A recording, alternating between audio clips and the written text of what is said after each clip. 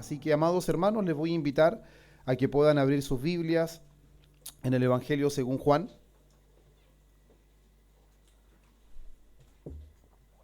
Evangelio según Juan, capítulo 3, donde se encuentra el texto más conocido de la Biblia. Estoy seguro que todos saben cuál es. Juan 3:16, pero no vamos a leer ese texto hoy. Solo era para hacerle la mención, pero no vamos a leer ese texto hoy. Evangelio según Juan, capítulo 3, versículos 1 al versículo 8.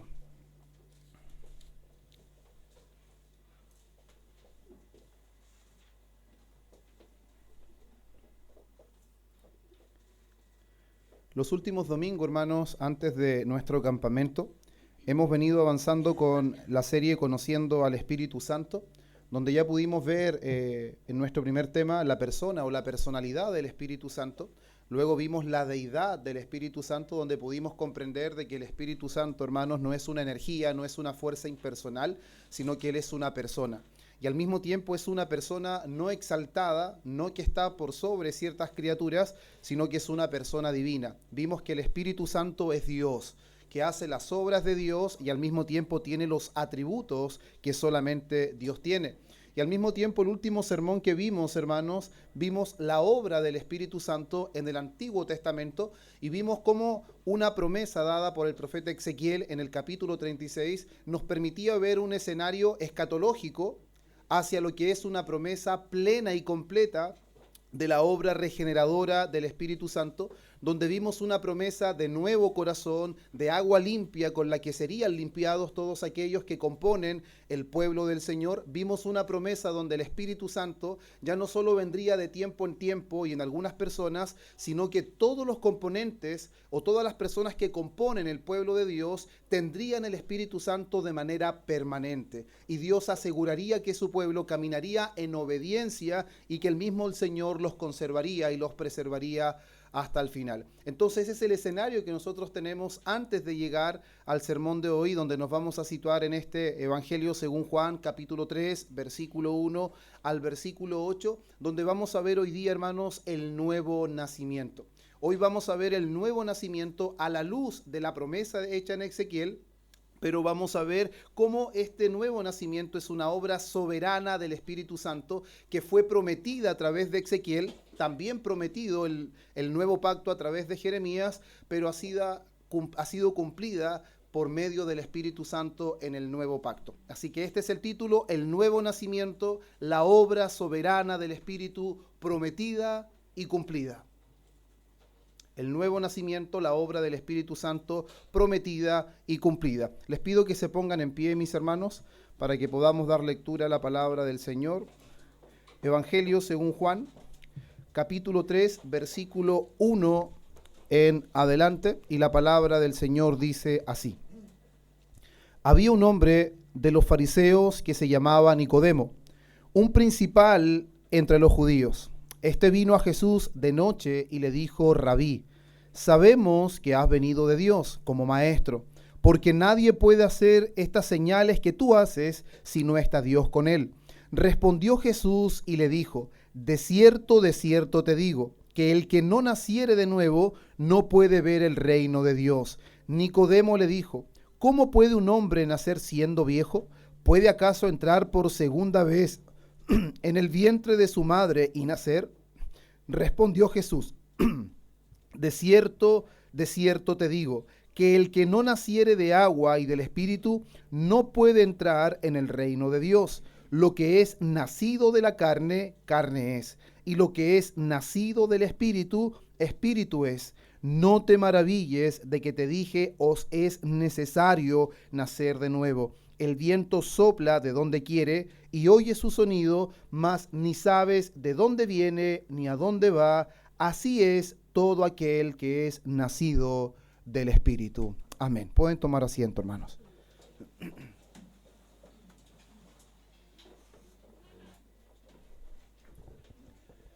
Conforme, hermanos, lo que les podía comentar antes de dar lectura a nuestros versículos del sermón de hoy, Es importante comentarles, hermanos, que lo que nosotros vamos a ver hoy día respecto al nuevo nacimiento, principalmente, hermanos, es que el nuevo nacimiento es una obra soberana del Espíritu Santo. Y esta obra soberana, hermanos, del Espíritu Santo es por medio de la cual Dios comunica vida espiritual a pecadores que están muertos en sus delitos y pecados. Y de esta forma Él los capacita para que puedan ver y puedan entrar al reino de Dios. Y esto todo, hermanos, en cumplimiento a la promesa realizada a través del profeta Ezequiel en el capítulo 36. Por lo tanto, una de las cosas que más me importa a mí, hermanos, en este día, y creo que es el énfasis que el Señor Jesús da en esta conversación con Nicodemo, es que el nuevo nacimiento es una obra soberana llevada a cabo por el Espíritu Santo de Dios, donde Él comunica vida espiritual a pecadores que están muertos en sus delitos y pecados, y de esta forma capacitándolos para que vean y para que puedan entrar en el reino de los cielos, dando cumplimiento a la promesa realizada por el profeta Ezequiel. Eso principalmente, hermanos, quiero que lo tengamos en consideración. Y ahora, cuando nosotros nos vamos a nuestro texto, es importante, hermanos, considerar que ese versículo que les decía, que el versículo 16 de Juan 3, es un versículo que es parte de un contexto. Y este contexto es la conversación de nuestro Señor Jesús con Nicodemo. Nicodemo, hermanos, no es un hombre pagano, no es un hombre indocto, no es alguien ignorante, por el contrario, Nicodemo es un fariseo. Nicodemo es un hombre entendido en la ley de Dios. Nicodemo es un maestro en Israel. Nicodemo es un hombre religioso, es un hombre moral, es un hombre conocedor de una manera vasta en las escrituras del Señor. Sin embargo, hermanos, Jesús, de manera sorprendente, cuando conversa con Nicodemo, cuando comienza el diálogo, Él no elogia el conocimiento de Nicodemo. Él no elogia que es un hombre muy entendido, muy conocedor. Él no elogia la capacidad teológica que Nicodemo tiene. Lo que él principalmente hace es una declaración, hermanos, que es bastante sorprendente y al mismo tiempo es una declaración absoluta. De cierto te digo, que el que no naciere de nuevo no puede ver el reino de Dios. Es impresionante, hermanos, cómo el Señor Jesús dirige esta conversación con Nicodemo, porque Jesús aquí, hermanos, no presenta el nuevo nacimiento como una experiencia opcional. En ningún momento el Señor Jesús lo presenta como algo que puede ser o no puede ser, ni tampoco presenta, hermanos, el nuevo nacimiento como un nivel más alto de espiritualidad. Lamentablemente, en el tiempo que nosotros vivimos, hay un concepto muy errado del nuevo nacimiento. Hay algunos predicadores que instan a nacer de nuevo todos los días, o que el nuevo nacimiento es un nivel más alto de espiritualidad. Sin embargo, cuando nos vamos a la escritura de la conversación directa entre el Señor Jesús y un maestro en Israel llamado Nicodemo, vemos claramente que Jesús no presenta el nuevo nacimiento como algo opcional, no presenta el nuevo nacimiento como un nivel más alto de espiritualidad, sino que Él lo presenta como una necesidad absoluta. El nuevo nacimiento es presentado por el Señor Jesús como una necesidad absoluta. Sin nuevo nacimiento, según nuestro texto, no hay visión del reino de Dios. Sin nuevo nacimiento no hay entrada al reino de los cielos. Sin el nuevo nacimiento no hay vida espiritual. Eso es lo que el Señor Jesús está dando a entender a Nicodemo en una conversación que es bastante interesante y sorprendente al mismo tiempo. Y es importante, amados hermanos, que lo que Jesús está enseñando aquí, una vez más, no está desconectado con lo que se había profetizado por Ezequiel. Esto no está desconectado con la enseñanza del Antiguo Testamento, sino que lo que Jesús está haciendo ahora con Nicodemo es la explicación, es el cumplimiento, hermanos, es la aplicación de la profecía entregada por Ezequiel en el capítulo 36. Sin embargo, hermanos, lo que nosotros vemos aquí principalmente es que Nicodemo no ignora el tema porque es demasiado oscuro. Nicodemo es un hombre de intelecto. Nicodemo es un hombre intelectual, inteligente, docto. Lo que él, hermanos, está experimentando en esta conversación no es porque sea un tema muy oscuro, sino porque él no había comprendido su necesidad personal de nacer de nuevo. Eso es lo que vamos a ver más adelante. Nicodemo intelectualmente estaba muy por arriba de cualquier israelita, pero él personalmente no había comprendido su necesidad de lo que el Señor Jesús estaba conversando con él, y es por eso la respuesta de Nicodemo más adelante. Ahora, hermanos, cuando nosotros tenemos este texto delante de nosotros, el primer punto que quiero que veamos es la necesidad absoluta del nuevo nacimiento. La necesidad absoluta del nuevo nacimiento. ¿Qué es lo que nos dice el versículo 3? Versículo 3 dice: respondió Jesús y le dijo: de cierto te digo, que el que no naciere de nuevo no puede ver el reino de Dios. Versículo 7 reafirma esto que Jesús dijo en el versículo 3. No te maravilles de que te dije, os es necesario nacer de nuevo. Y esto, hermanos, es muy relevante porque Jesús no le dice a Nicodemo: Nicodemo, ¿te conviene nacer de nuevo? Nicodemo, ¿sería una buena opción nacer de nuevo? Nicodemo, ¿te ayudaría si naces de nuevo? Jesús dice: te es necesario. Es una necesidad, no es de carácter opcional el nuevo nacimiento. Pero al mismo tiempo esta afirmación de necesidad del nuevo nacimiento va conectada a la incapacidad natural del hombre para producir este nuevo nacimiento. Es una necesidad, pero esa necesidad se encuentra de frente con la incapacidad natural del hombre de producir por su propia cuenta este nuevo nacimiento. Por eso, hermanos, como subpunto, si le podemos llamar así, vemos la incapacidad natural del hombre cuando él le dice: os es necesario nacer de nuevo. ¿Y por qué vemos, hermanos, la incapacidad de los hombres cuando él dice: no puede ver el reino de Dios? La Escritura, hermanos, da un testimonio contundente en cuanto a la necesidad del hombre de nacer de nuevo, pero al mismo tiempo de la incapacidad de él producirlo. Juan capítulo 3, que lo leíamos recién, versículo 6, lo que es nacido de la carne, carne es. La carne, el ser humano, solo produce ser humano. Una semilla de árbol produce un árbol.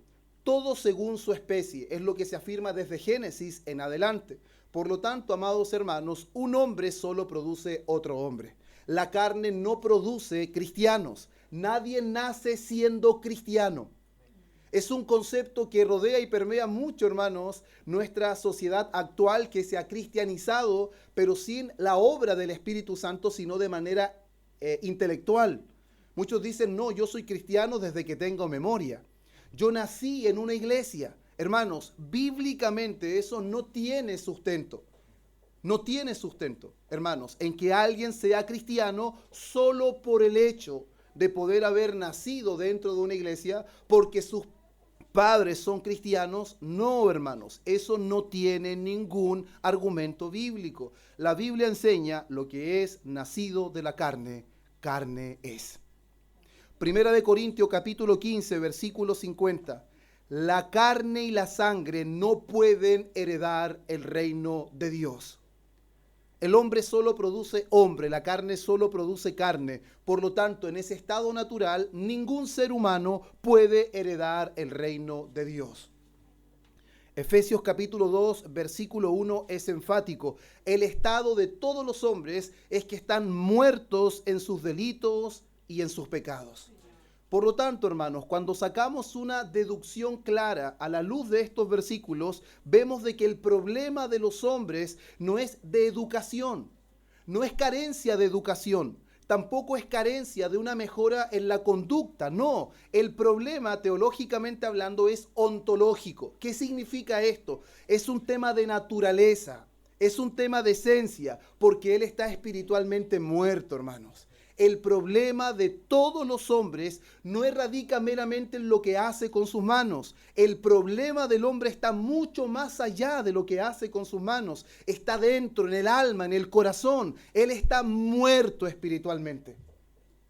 Eso es lo que nos dice la Escritura, y es por eso que él no logra comprender, como el apóstol Pablo le dice a los corintios, porque el hombre natural no discierne las cosas del Espíritu, porque para él son locuras, y para que las pueda discernir, se deben discernir de manera espiritual. Pero el hombre no es espiritual, sino carnal.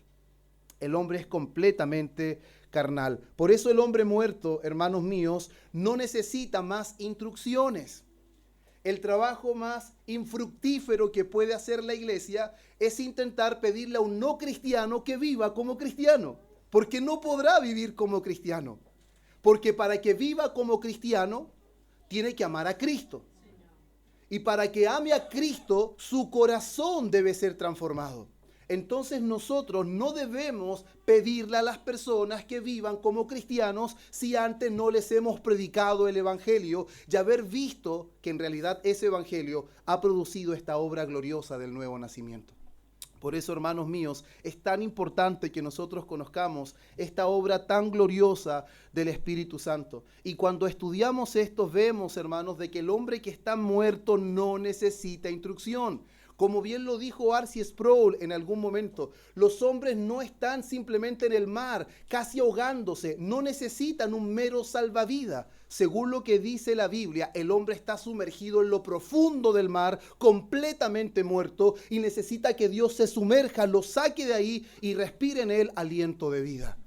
No es simplemente una gran enfermedad o una gran dificultad. El testimonio de las Escrituras es que el hombre está muerto, separado de Dios, no discierne las cosas de Dios. No es un problema de educación, no es un problema meramente de conducta, no es algo que se va a solucionar con instrucciones. Lo que el hombre necesita es vida. Lo que el hombre necesita es lo que Dios prometió a través de Ezequiel 36, que fue nuestro sermón del domingo anterior de esta serie. Nicodemo, hermanos, era un hombre que tenía una religión intensa. Él tenía la ley de Dios. Él tenía privilegios por ser un hombre de su estatus, privilegios externos, pero él carecía de aquella promesa que hizo Ezequiel. Él carecía, hermanos, de un nuevo corazón. Él carecía de vida espiritual, hermanos. A pesar de todo lo que él tenía, él carecía del problema central expuesto en Ezequiel. Él tenía un corazón que era incapaz de responder de manera correcta ante Dios. Él no podía hacerlo. Como lo dijo Juan Calvino de una manera, hermanos, bastante sencilla, pero certera. No hay en el hombre ni una chispa de vida espiritual hasta que Dios la infunda. En el hombre ni siquiera hay una chispa de vida espiritual sin que Dios sea el que avive ese fuego dentro de él. Sin Dios, hermanos, todos los hombres estamos absolutamente muertos en nuestros delitos y pecados. Y es por eso, hermanos, de que este primer punto ya nos permite tener mayor claridad en cuanto a cuál es la condición de los hombres y la necesidad que tienen de nacer de nuevo, porque sin el nuevo nacimiento están ciegos, sin el nuevo nacimiento están fuera del reino y están sin vida espiritual dentro de ellos. Y nuestro segundo punto, hermanos, es el nuevo nacimiento como cumplimiento de Ezequiel 36. Versículo 5 de Juan 3 dice: respondió Jesús, de cierto te digo, el que no naciere de agua y del Espíritu no puede entrar en el reino de Dios. Aquí el Señor está mencionando nacer de agua y nacer del Espíritu. Y parece, hermanos, para muchos que Jesús está enseñando algo nuevo o está mencionando algo extraño para Nicodemo, pero Jesús no está introduciendo ningún término extraño, hermanos. No, el Señor Jesús lo que está haciendo, hermanos, está reprendiendo a Nicodemo. En la pregunta que hace en el versículo 10, él dice: ¿eres tú maestro de Israel y no sabes esto? Eso significa que Nicodemo debía comprender lo que el Señor Jesús le estaba diciendo. Eso garantiza que no es una enseñanza nueva que se contrapone a la enseñanza del Antiguo Testamento. No, hermanos. El lenguaje de agua y espíritu claramente se está remitiendo ¿a quién? A Ezequiel. El que no nace de agua y no nace de espíritu. ¿Qué decía la promesa de Ezequiel del versículo 25 al 27? Esparciré sobre vosotros agua limpia y seréis limpiados y pondré dentro de vosotros mi espíritu. ¿Y cuál es la afirmación que hace Jesús? Que si no nacieran de agua y del Espíritu, no pueden entrar al reino de los cielos. Entonces, claramente no está enseñando algo nuevo, sino se está remitiendo a la promesa realizada en Ezequiel capítulo 36, hermanos. Y quiero afirmar una vez más algo que mencionamos en el sermón anterior, que en este texto, hermanos, no se está haciendo referencia al bautismo. Cuando dice es necesario nacer de agua, no está enseñando que este nuevo nacimiento es producido por la ceremonia o por el rito bautismal. No, hermanos, porque esto no involucra un acto humano, eso lo vimos. Todo lo que se menciona en la profecía de Ezequiel es que Dios lo hará. Él derramará agua limpia, Él quitará el corazón de piedra, Él dará su Espíritu Santo, Él hará que guardemos sus mandamientos. Por lo tanto, claramente esa promesa no involucra, hermanos, un actuar del hombre. Es una obra soberana de principio a fin. Por lo tanto, esta promesa no es de carácter ceremonial, sino es una promesa soberana. Y recordando un poco, ¿qué incluía esta promesa? Incluía limpieza real, hermanos, del pecado. Incluía una transformación interna del corazón. Y no podemos ignorar estas cosas tan importantes, porque o si no, hermanos, nosotros nos transformaremos en evangelistas superficiales, donde ignoraremos la verdadera obra del Espíritu Santo en la regeneración o el nuevo nacimiento y nos conformaremos simplemente con oraciones repetidas y haremos integrar personas al cuerpo de Cristo visible sin que sean verdaderos cristianos. Hermanos, una vez más, el nuevo nacimiento no es opcional. El nuevo nacimiento no es una sugerencia. El nuevo nacimiento es una necesidad. Principalmente para ver el reino y para entrar en el reino y para poder unirse a la iglesia de Cristo visible. No consiste en una mera repetición de oración, en una confesión pública de pecados momentánea y temporal. No, hermanos. Para poder ver y entrar en el reino es necesaria la intervención divina de la persona del Espíritu Santo. No podemos, hermanos, trivializar esta obra gloriosa prometida por Ezequiel y cumplida en el nuevo pacto por la persona gloriosa del Espíritu Santo. No podemos hacer eso.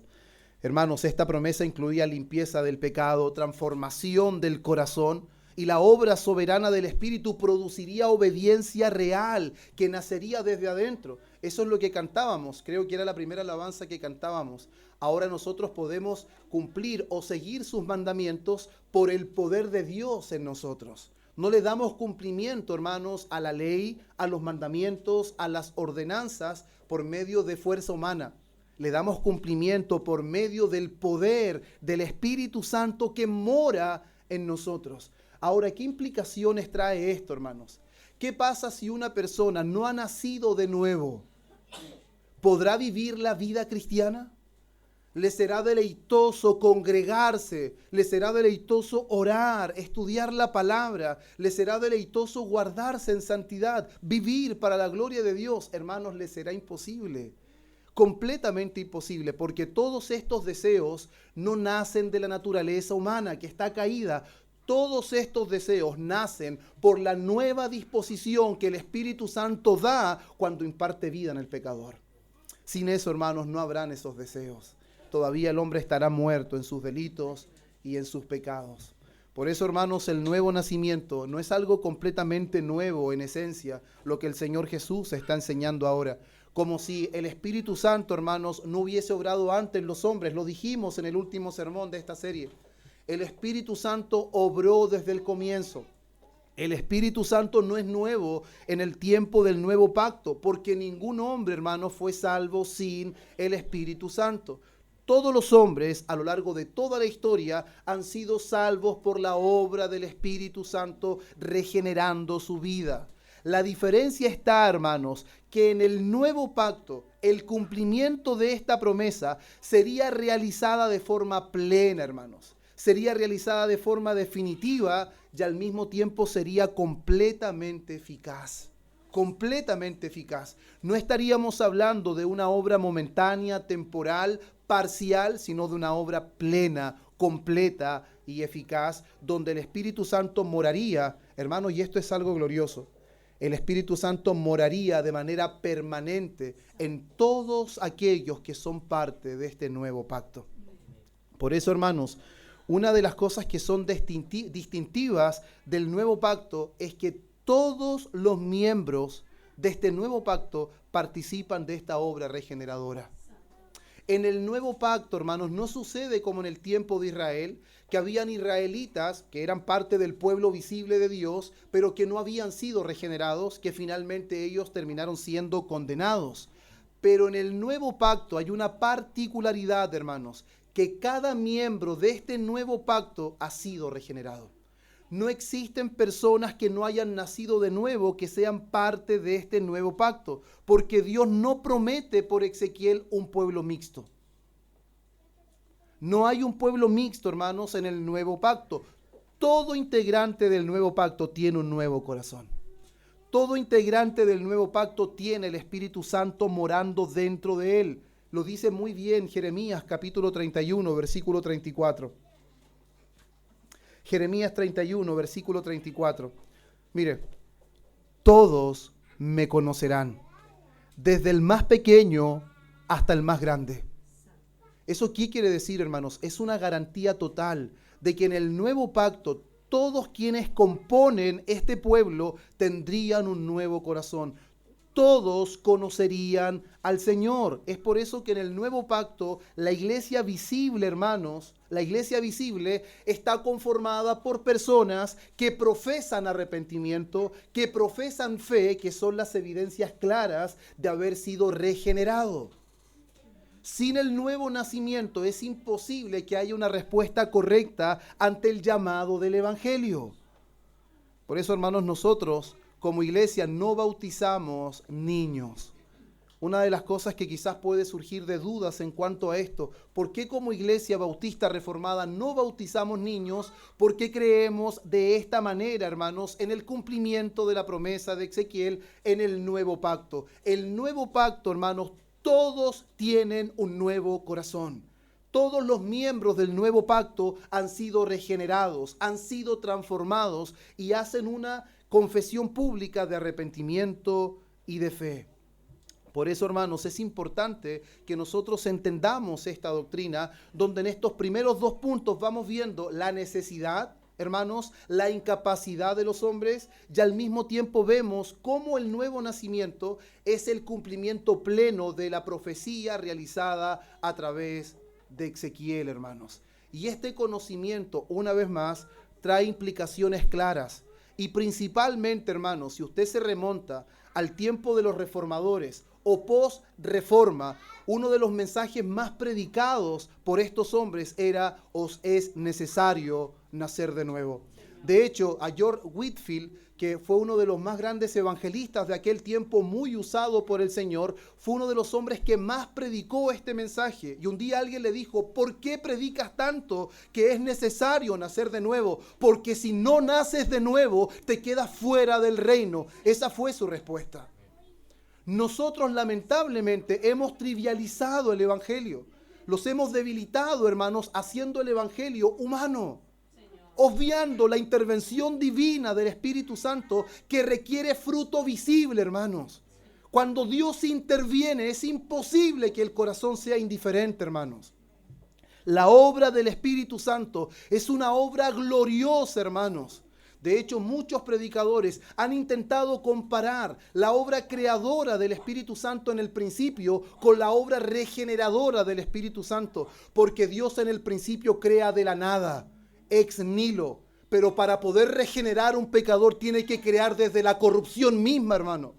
Desde la corrupción, desde la podrición, Dios tiene que regenerar y volver a crear lo que está totalmente descompuesto. Una cosa es el gran poder de Dios creando de la nada y otra cosa es la gloriosa gracia de Dios, regenerando y transformando a un pecador que está de espalda de Él, que no quiere nada de Él y que aparte se deleita en su pecado.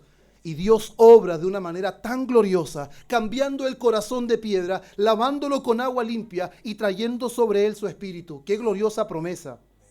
Y qué glorioso cumplimiento, hermanos. Cuando el Señor Jesús vino y cumplió como gran representante de su pueblo y todo lo que Él hizo en lugar de su pueblo, ¿quién es el que lo aplica eficazmente? Es la persona gloriosa del Espíritu Santo. Por eso, para que toda la obra de Cristo sea aplicada en un pecador, ese pecador necesita responder en arrepentimiento y fe, pero sin vida nunca lo hará. Nunca. Nunca.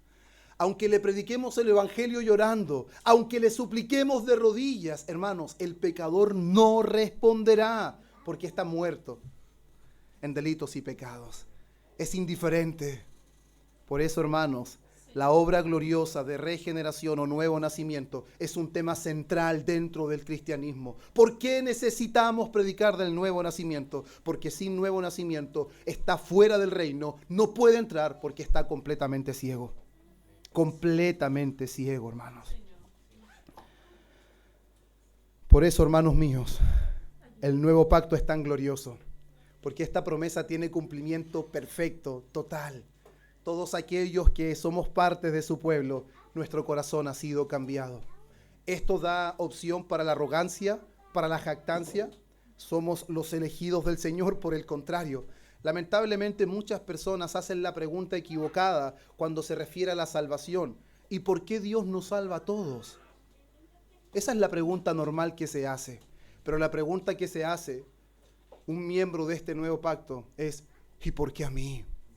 ¿Por qué yo? Es como cuando dijo el salmista, cuando dijo David: ¿quién soy yo y quién es mi casa para que esté en este lugar? Esa es la pregunta correcta. ¿Por qué yo, hermanos?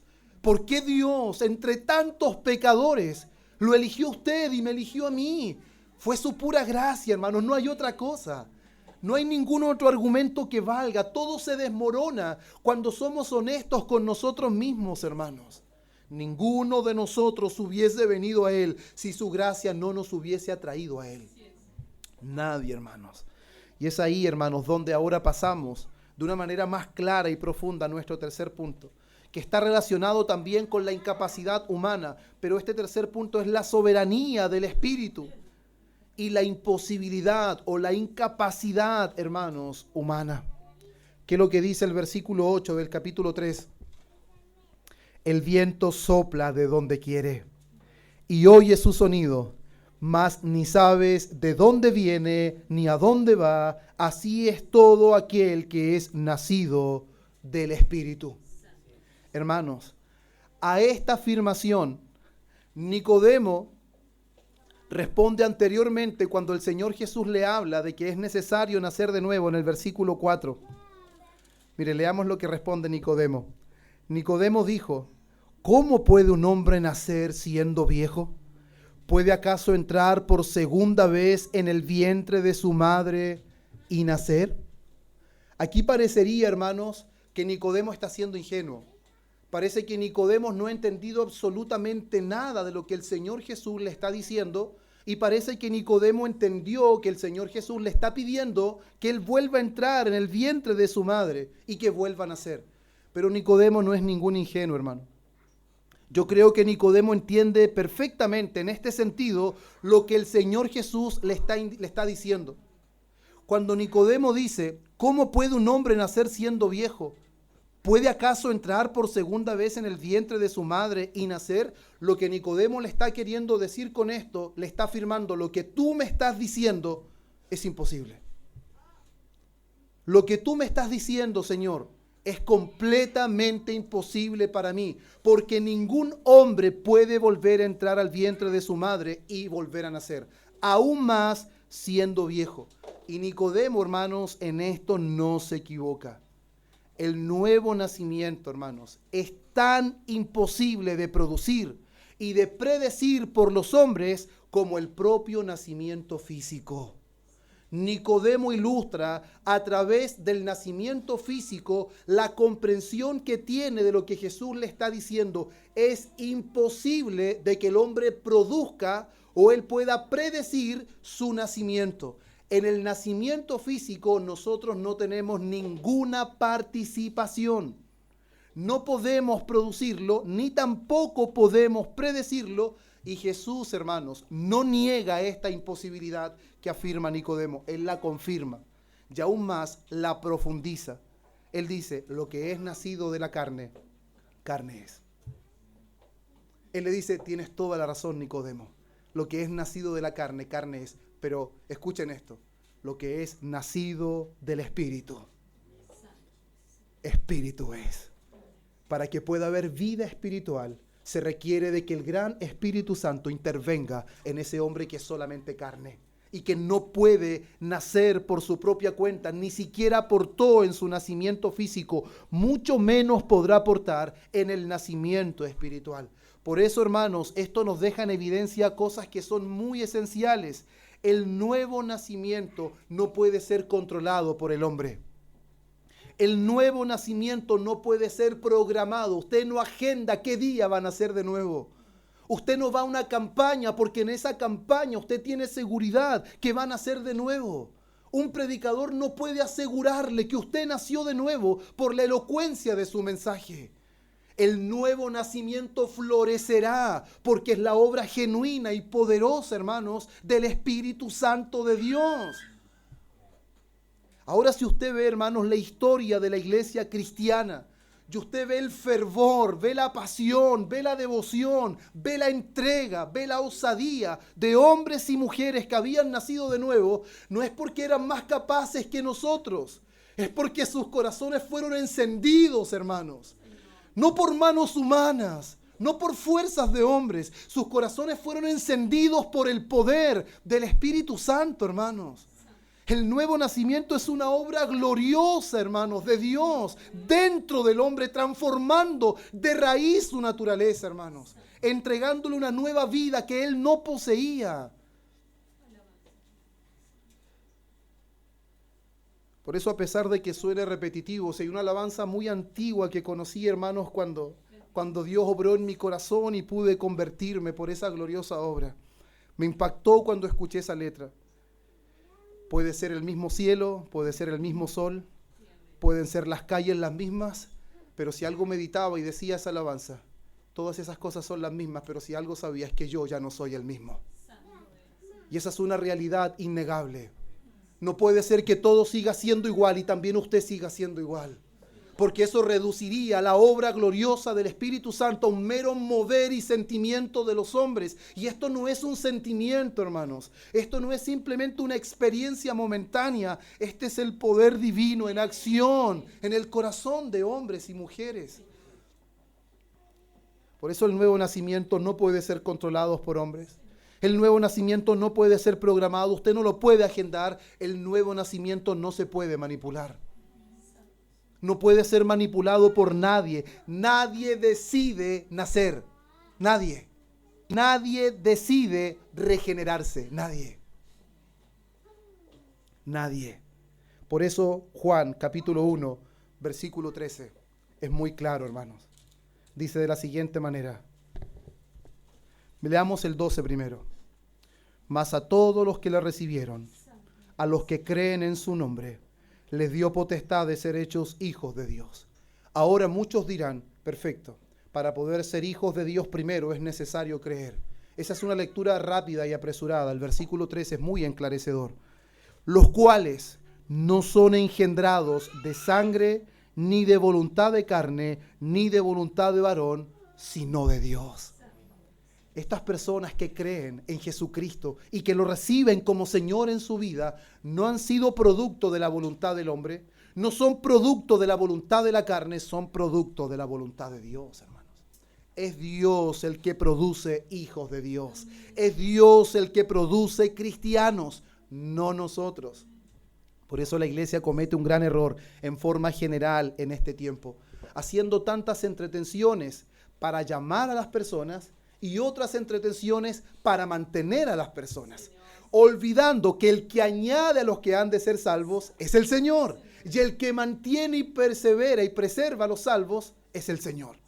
No son las diversiones ni las entretenciones. Esto no quiere decir que no hayan entretenimientos lícitos para los creyentes, pero no podemos llenar la iglesia con entretenimiento. Necesitamos predicar el verdadero evangelio. Y aquí tenemos ante nuestros ojos al mayor de todos los evangelistas.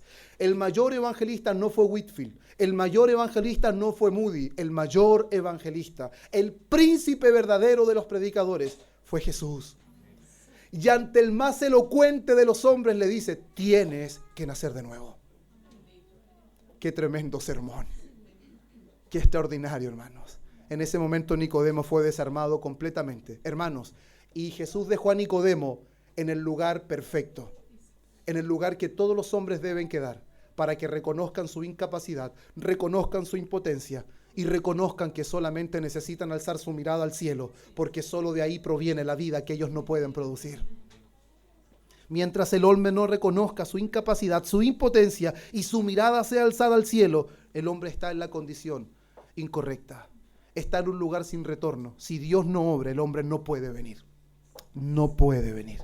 Por eso, hermanos, Jesús aquí no solamente está afirmando la incapacidad del hombre, sino que está afirmando la soberanía absoluta de Dios en la obra del nuevo nacimiento. ¿Por qué, hermanos? Cuando leemos nosotros el versículo 8 de Juan 3, él dice el viento. La palabra que se utiliza aquí es neuma, que es la palabra ruach que se ocupa en el Antiguo Testamento. El viento sopla de donde quiere y oye su sonido, mas ni sabes de dónde viene ni a dónde va. Así es todo aquel que es nacido del Espíritu. La pregunta, hermanos, que podemos hacerle a este texto: ¿qué es lo que está presentando Jesús de la obra del Espíritu? ¿Es algo que nosotros podemos controlar? En absoluto. El Espíritu se muestra aquí de manera soberana. El Espíritu Santo, amados hermanos, no responde a la voluntad del hombre. Es el hombre que responde a la obra del Espíritu.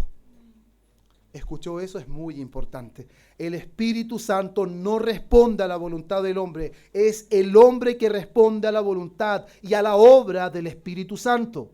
Por eso el ciego, hermanos, el leproso, creo que a pesar de estar leproso y ser aislado por el pueblo, entiende algo muy bien.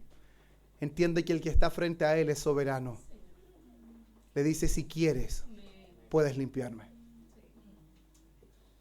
Él sabe que él tenía todo el poder de hacerlo, pero necesitaba que él quisiera.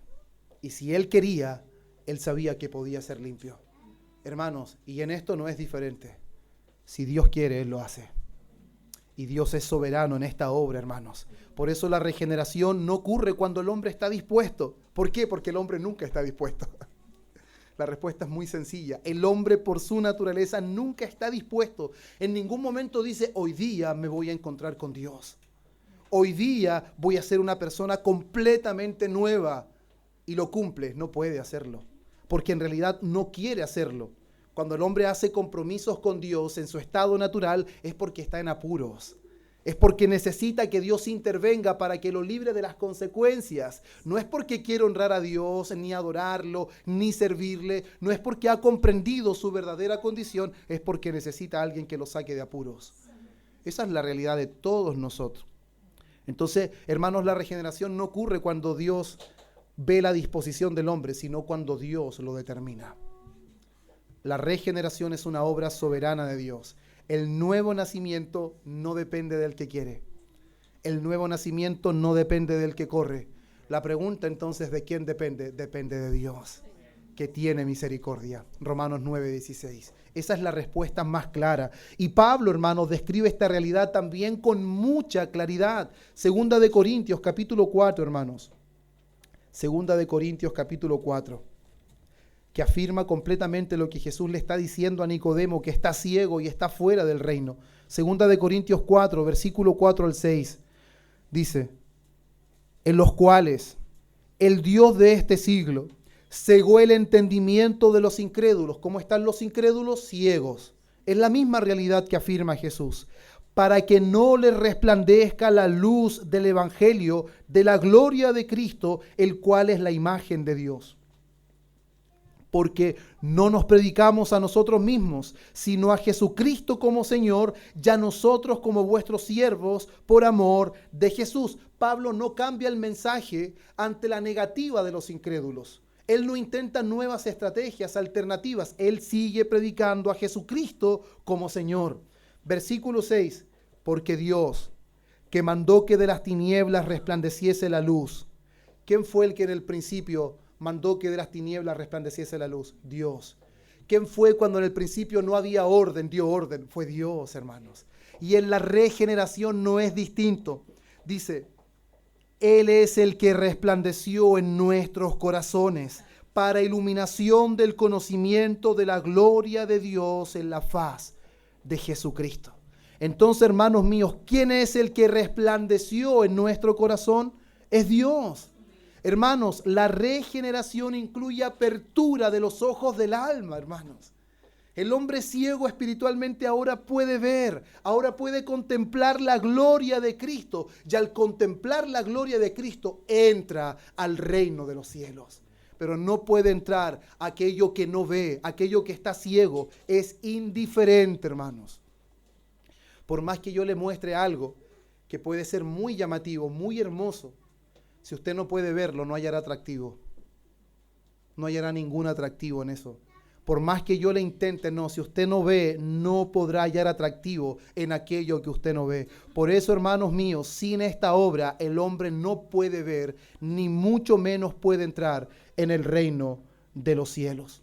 Y hermanos míos, una vez más, esta afirmación que hemos hecho ahora, nos prepara, hermanos, para poder entender que esta vida que el Espíritu da, hermanos, no la hace de manera soberana, separada de los medios que Dios ha establecido para la salvación. Porque la Escritura es muy clara que el medio que el Espíritu Santo utiliza para regenerar el corazón de los hombres es la palabra. Ahora, ¿por qué es tan importante, hermanos? ¿Por qué es tan importante el sermón de hoy día? Porque puede que alguno de los presentes no haya nacido de nuevo. Y a través de la exposición clara y fiel de las Escrituras, el Espíritu Santo aplique eficazmente lo que ningún predicador con la mayor elocuencia puede hacer. Solo el Espíritu Santo lleva la palabra del oído al corazón. Él es el único. Por eso, si alguno está en esa condición, el Espíritu obra por medio de su palabra. A pesar, hermanos, de que el Espíritu Santo obra de manera soberana, nunca obra de manera separada a la palabra. Santiago capítulo 1, versículo 18. Él, de su voluntad, nos hizo nacer por la palabra de verdad. Él de su voluntad. Es la primera afirmación que hace Santiago. No es por la disposición de los hombres, nace de su voluntad. Y el medio que Dios utiliza es la palabra de verdad. Primera de Pedro, capítulo 1, versículo 23, dice que siendo renacidos, ¿y cuál es el instrumento? Por la palabra de Dios que vive y permanece para siempre. El Espíritu Santo y la palabra jamás están divorciados, porque el lenguaje del Espíritu es la palabra. El instrumento que usa para aplicar y vivificar corazones que están muertos es la palabra de Dios que vive y permanece para siempre, hermanos. El Espíritu Santo no regenera sin la palabra. Cristianos que no conozcan la Biblia no son cristianos, hermanos. Es imposible nueva vida sin la palabra. Es imposible, hermanos. Solo será una emoción temporal. Un momento simplemente de euforia. Será un momento como cuando usted sirve bebida en un vaso y parece que el vaso está lleno y termina la espuma. Era solo espuma.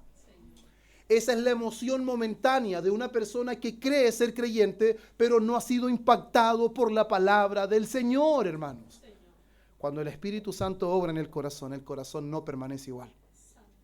Ese corazón frío, duro, indiferente, que no tenía vida, es cambiado por un corazón de carne, y eso es extraordinario, porque nos dice que es un corazón perfecto, es un corazón de carne. Cuando las flechas de las palabras se lanzaban y caían en un corazón de piedra, esas flechas rebotaban. Eran para todos menos para mí. Pero cuando de la nada el Espíritu Santo obró, hermanos, obró, y usted no entiende bien lo que pasó en ese momento. No entiende qué pasó. Pero el único sabe que de repente sale una flecha de la palabra del Señor y esa flecha ya no rebotó, quedó clavada en el corazón y ya no permaneció indiferente. Por eso, hermanos, si hay alguien aquí que quizás no tiene claro en qué momento, qué día, qué hora, qué fecha, pero sabe que hay un día en que nació de nuevo, sabe que hay un momento en que el Espíritu Santo impartió vida dentro de él. Hermanos, eso muestra de alguna manera la evidencia de que ya no simplemente tiene vida física, sino tiene vida espiritual. Pero ahora no se basa simplemente en una mera noción o una mera comprensión intelectual, sino que la obra del Espíritu conlleva fruto, hermanos. Conlleva fruto. Cuando Dios da vida, se nota que hay vida. Eso no garantiza perfección. De hecho, el creyente mete mucho ruido cuando está vivo. Es como cuando un niño nace, hablábamos delante, ¿cierto? Cuando un niño nace, llora. Uno no puede controlarlo todas las veces que quiere, pero está vivo. Su llanto es señal de que está vivo. Si no estuviera vivo, no lloraría. Si no estuviera vivo, no se movería. Si no estuviera vivo, no tendría hambre, no tendría signos vitales. Hermanos, la regeneración no es menos que eso, es más gloriosa que eso. La nueva vida que Dios da se evidencia en una persona que está viva o está muerta. Y el Espíritu Santo lo lleva a cabo a través de su palabra. Él regenera con la palabra, nunca sin la palabra. La palabra es el instrumento, el Espíritu Santo es el agente. Él es el que la aplica eficazmente, hermanos. Usted no sabe cuánto yo anhelo la conversión de mis hijos.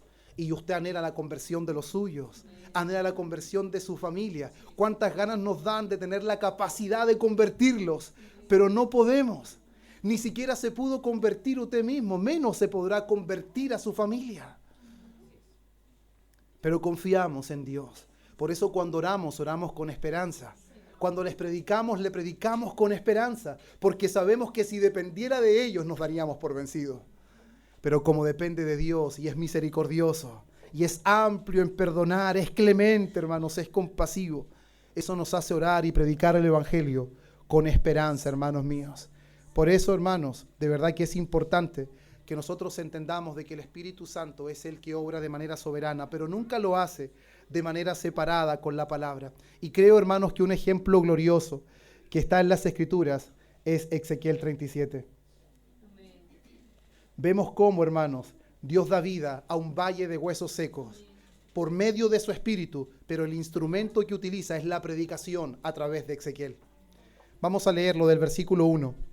La mano de Jehová vino sobre mí y me llevó en el espíritu de Jehová y me puso en medio de un valle que estaba lleno de huesos y me hizo pasar cerca de ellos por todo en derredor. Y he aquí que eran muchísimos sobre la faz del campo, y por cierto, secos en gran manera. Y me dijo, hijo de hombre, ¿vivirán estos huesos? Y el profeta respondió de una manera muy clara. Y dije, Señor Jehová, tú lo sabes. Me dijo entonces, profetiza, predica, anuncia, proclama sobre estos huesos, y diles, huesos secos, oíd palabra de Jehová. Así ha dicho Jehová el Señor a estos huesos. He aquí, yo hago entrar en vosotros espíritu y viviréis. Y pondré tendones sobre vosotros y haré subir sobre vosotros carne y os cubriré de piel. Y pondré en vosotros espíritu y viviréis y sabréis que yo soy Jehová. Mire lo que dice en adelante. Profeticé pues como me fue mandado. Y hubo un ruido mientras yo profetizaba, y aquí un temblor, y los huesos se juntaron cada hueso con su hueso. Y miré, y aquí tendones sobre ellos, y la carne subió, y la piel cubrió por encima de ellos, pero no había en ellos espíritu. Y me dijo, profetiza al espíritu, profetiza, hijo de hombre, y di al espíritu, así ha dicho Jehová el Señor. Espíritu, ven de los cuatro vientos y sopla sobre estos muertos y vivirán. Y profeticé como me había mandado, y entró espíritu en ellos, y vivieron, y estuvieron sobre sus pies un ejército grande en extremo. Mira, hermanos, y ya vamos terminando esta lectura. Me dijo luego, hijo de hombre, todos estos huesos son la casa de Israel. He aquí ellos dicen, nuestros huesos se secaron y pereció nuestra esperanza y somos del todo destruidos. Por tanto, profetiza y diles, así ha dicho Jehová el Señor. He aquí, yo abro vuestros sepulcros, muertos, muertos. Abro vuestros sepulcros, pueblo mío, y os haré subir de vuestras sepulturas. Habrá vuestro sepulcros y os saque de vuestras sepulturas, pueblo mío, y pondré mi espíritu en vosotros y viviréis, y os haré reposar sobre vuestra tierra, y sabréis que yo Jehová hablé y lo hice, dice Jehová. Qué extraordinario, hermanos. Un ejército completamente muerto, huesos secos en gran manera. ¿Quién es el que da vida? No es Ezequiel, es Dios. A través de la predicación o de la profecía que hace Ezequiel, Dios usa esas palabras y finalmente Él da vida a un ejército que está completamente muerto. Esa es la realidad de todos nosotros, hermanos. No fue nuestra disposición, no fue nuestra preparación, hermanos. No fue que nosotros de un momento a otro tomamos una decisión diferente. No fue fuerza de voluntad, hermanos. No fue fuerza de voluntad. No, hermanos, para nada. De hecho, es imposible no recordarse del ejemplo de Lázaro, hermanos. Lázaro está muerto y Jesús lo sabía. No era algo oculto para él. Cuando él llega, no es, hermano, algo que se le pasa al Señor, que no solamente llega cuando está muerto, llega cuando ya está podrido. Yede ya, le dijeron. Pero Jesús lo hacía completamente consciente de lo que estaba sucediendo. Y hay algo glorioso. Jesús dice, Lázaro, ven fuera. Pero para que el muerto salga fuera, primero debe ocurrir algo. Debe tener vida. Y eso es lo que precisamente Jesús hizo. Él le concedió vida. Y el muerto oyó. Y el muerto obedeció. Y el que estaba muerto ya no estaba en la tumba. El que estaba muerto ahora se levanta. Y tienen que quitarle esas vendas que tenía. Porque el muerto ya no está muerto. El muerto está vivo. Hermanos, y todos nosotros que hemos venido a la vida por la obra gloriosa de su Espíritu, en algún momento determinado escuchamos nuestro nombre cuando Él dijo, ven fuera. Todos nosotros. En algún momento, hermanos, el creyente escuchó esa voz que dijo, ven fuera. Y usted dio media vuelta en su camino y con debilidad, con flaqueza, con torpeza, pero hasta este día ha permanecido, no por sus fuerzas ni por su capacidad, sino porque la misma gracia que lo llamó es la misma gracia que lo sostiene y es la misma gracia que lo sostendrá hasta el fin de su camino, porque fiel es el que llamó y también es fiel el que lo hará hasta el final. Hermanos, qué gloriosa doctrina, qué gloriosa enseñanza, hermanos, que de la muerte Él nos traiga a la vida, hermanos, a la vida. Por eso, hermanos, el nuevo nacimiento no es algo simplemente que podemos dejar a un lado y no considerar, porque el nuevo nacimiento es como Dios nos comunica una nueva vida dentro de nosotros, y ese es nuestro punto 4, el nuevo nacimiento, una comunicación real de vida nueva. El apóstol Pablo lo resume de esta manera, 2 Corintios 5:17, de modo que si alguno está en Cristo, nueva criatura es. Las cosas viejas pasaron, he aquí todas son hechas nuevas. La regeneración, hermanos, no es simplemente un cambio externo, no es un cambio en nuestra moralidad, no es un ajuste en nuestra conducta, es una nueva creación. Es una nueva creación, nuevos deseos, hermanos, nuevos deseos, nuevos horizontes, nuevos pensamientos. Y Pedro lo expresa de esta manera en 2 de Pedro 1:14. Que ahora somos participantes de la naturaleza divina. Qué glorioso, hermanos. Eso no significa, hermanos, de que en esencia somos dioses, no. Sino que el apóstol Pedro está dando a entender que su naturaleza divina en nosotros produjo una vida espiritual y eso resulta en una nueva disposición. ¿Y en qué consiste esa nueva disposición? Y aquí quiero, hermanos, que ustedes puedan analizar, al igual como lo tuve que hacer yo cuando preparé el sermón, que puedan analizar esto que afirma el apóstol Pedro cuando dice que somos participantes de la naturaleza divina. Ahora tenemos vida espiritual, tenemos una nueva disposición y esto produce nuevos afectos.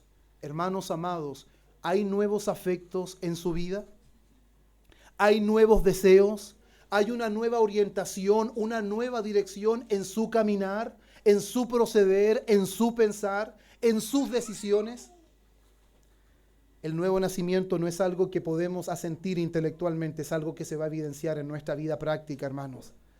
Esto es el corazón de lo que prometió Ezequiel, un nuevo corazón, una nueva vida, Espíritu Santo morando dentro de nosotros. Por eso, hermanos, las consecuencias o las evidencias del nuevo nacimiento son, hermanos, completamente necesarias. La regeneración, hermanos, no es visible en cómo el Espíritu lo lleva a cabo, pero sí es visible en sus efectos. Reitero eso.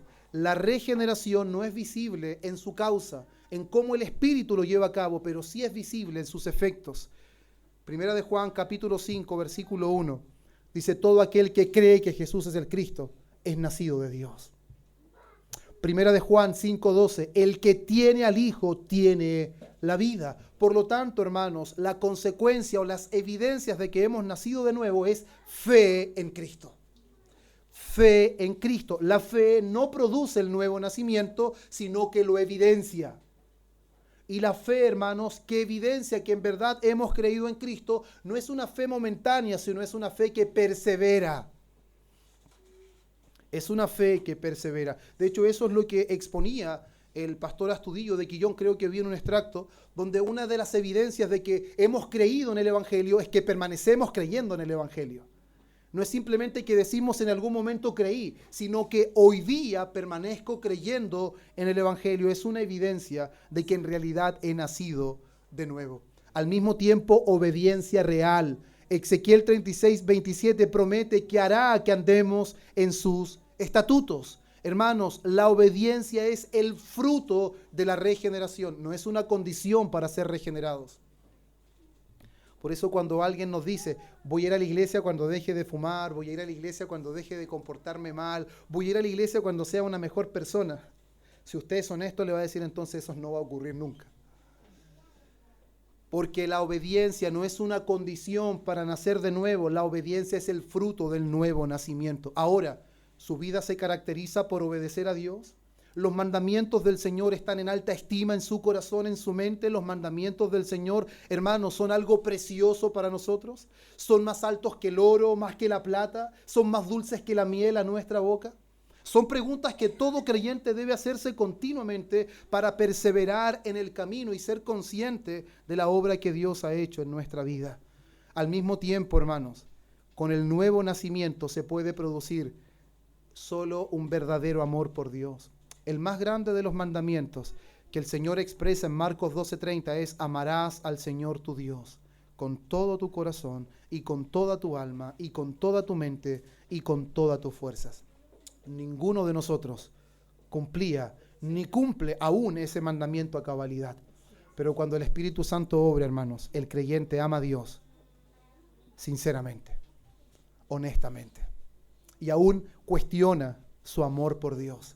Él sabe que su amor es deficiente y él sufre porque su amor no es el que debería ser, pero su amor es sincero, su amor es real. Pregúntense cada uno de ustedes, ¿el amor por Dios es real? ¿Es verdadero?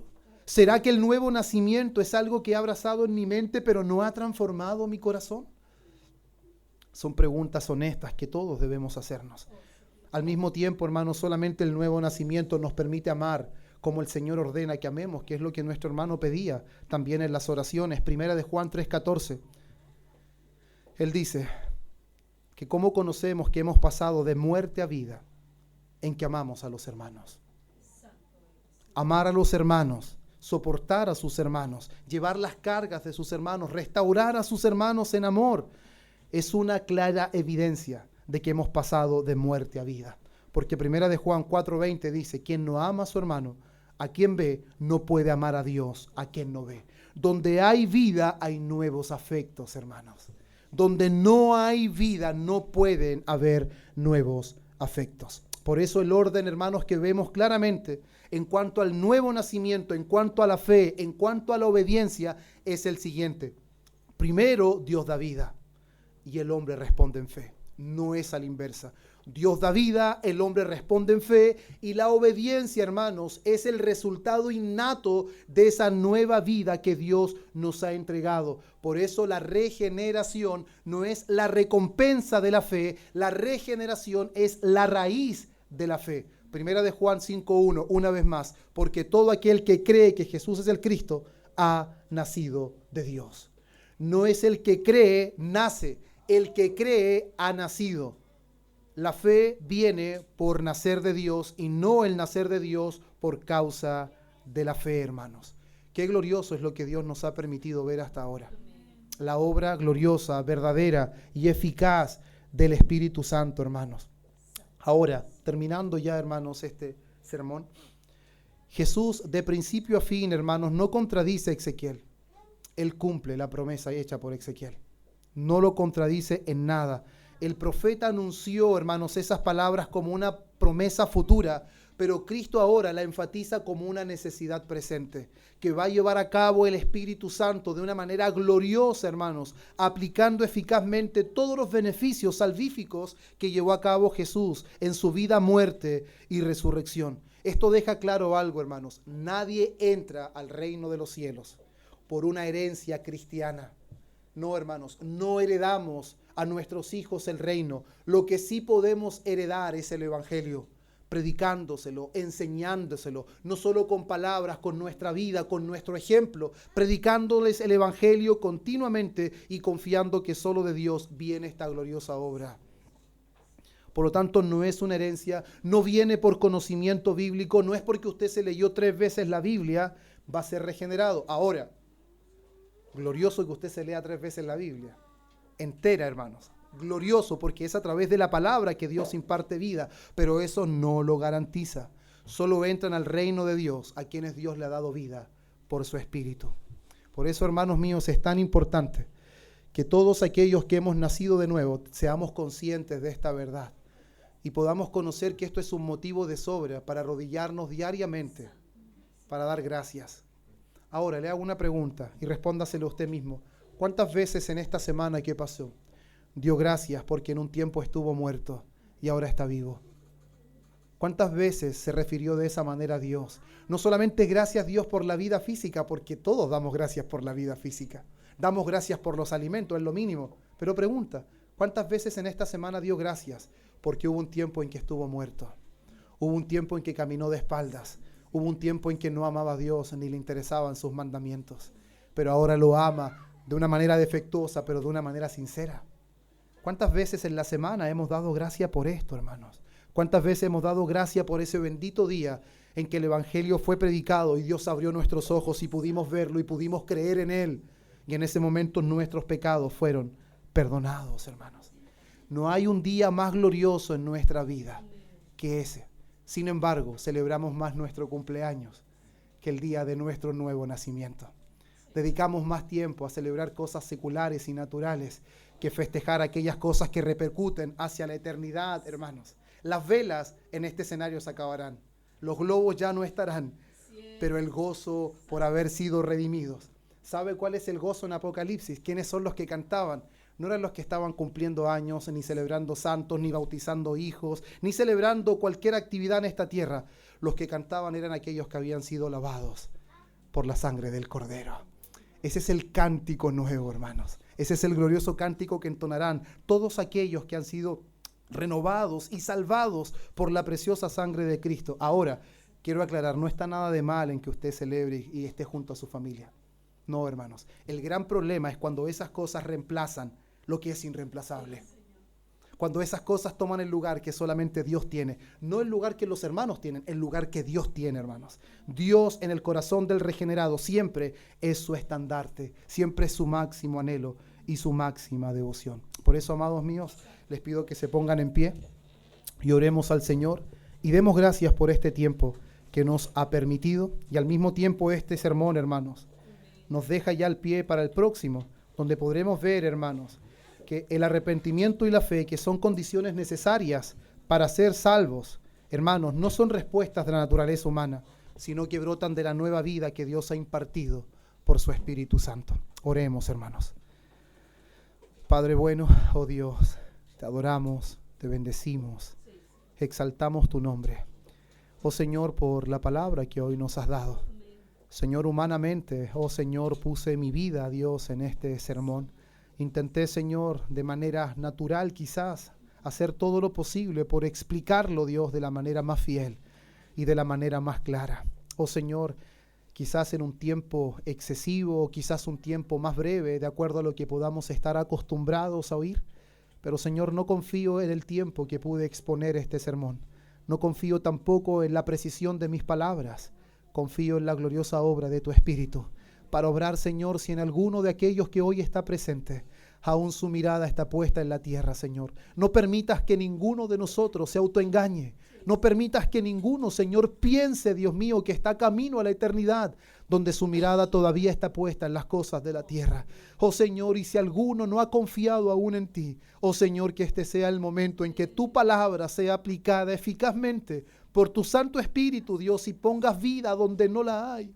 Oh Señor, y pueda haber gozo en los cielos por un pecador que se arrepiente. Y pueda haber gozo en tu pueblo al ver que un hombre o una mujer que no te amaba hoy te ama. Que no confiaba en ti hoy, Señor, entrega su vida en tus manos. Esa no es una obra de la carne, esa es una obra de tu Espíritu. Y anhelamos que esa obra siga avanzando y sigas añadiendo a los que han de ser salvos. Oh Dios, te adoramos y te damos gracias por tu palabra y por este tiempo en medio nuestro. En el nombre precioso de Cristo. Amén. Y amén.